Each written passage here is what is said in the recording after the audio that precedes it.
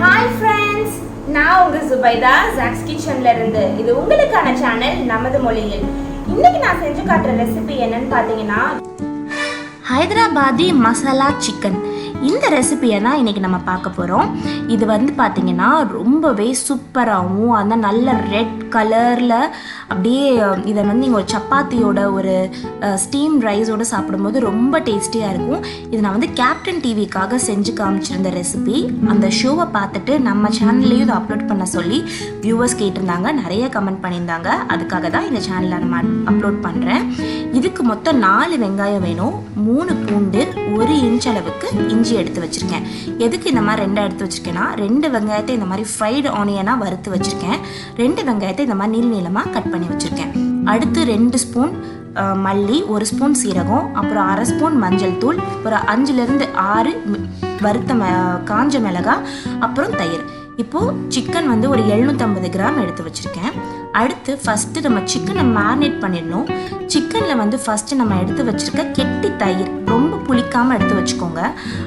அதுக்கப்புறம் அதில் வந்து நம்ம வறுத்த வெங்காயம், சுவைக்கு ஏற்ப உப்பு, இது எல்லாத்தையுமே சேர்த்துட்டு நல்லா இதை நம்ம மிக்ஸ் பண்ணி எடுத்துடலாம். இந்த சிக்கனை வந்து நல்லா தயிர் எல்லாம் உள்ளே போகிற மாதிரி இதை நல்லா நம்ம கலந்து எடுத்துக்கணும்.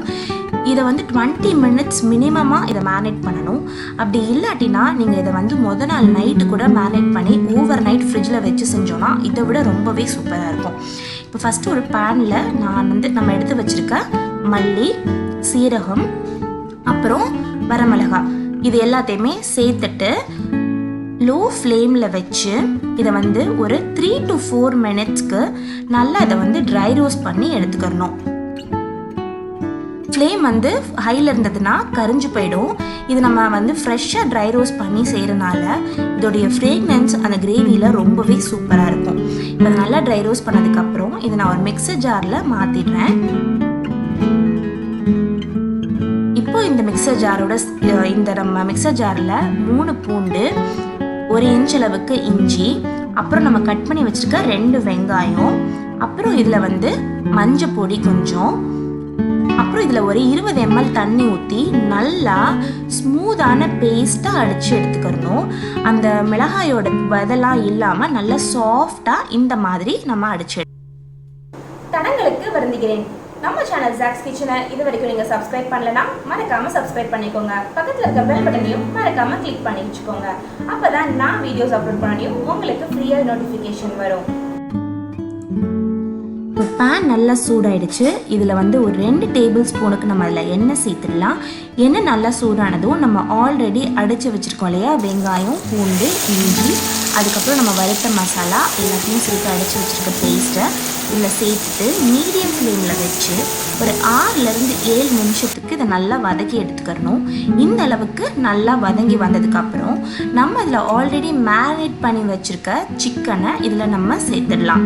இதில் நல்லா சேர்த்துட்டு இதை நல்லா நம்ம கலந்து எடுத்துக்கிறணும். இது வந்து பார்த்திங்கன்னா சிக்கன் நல்லா உள்ள வரைக்கும் சாஃப்டாக இருக்கும் நம்ம தயிர் ஆட் பண்ணியிருக்கனால. இப்போ இந்த அளவுக்கு இதை நல்லா மிக்ஸ் பண்ணதுக்கப்புறம்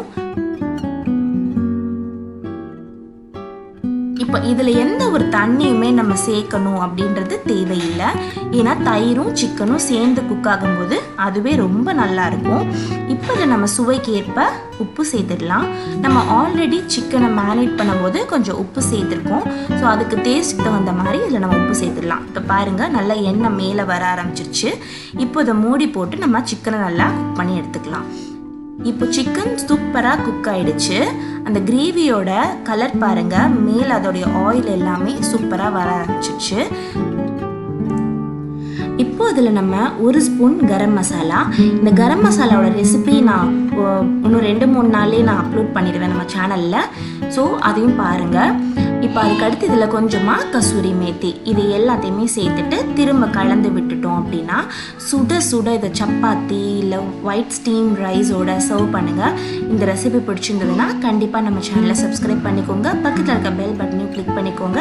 இந்த வீடியோவை மறக்காமல் லைக் பண்ணி உங்கள் ஃப்ரெண்ட்ஸோட ஷேர் பண்ணுங்கள். உங்களை இன்னொரு வீடியோவில் சந்திக்கிறேன். அது வரைக்கும் பை பாய்.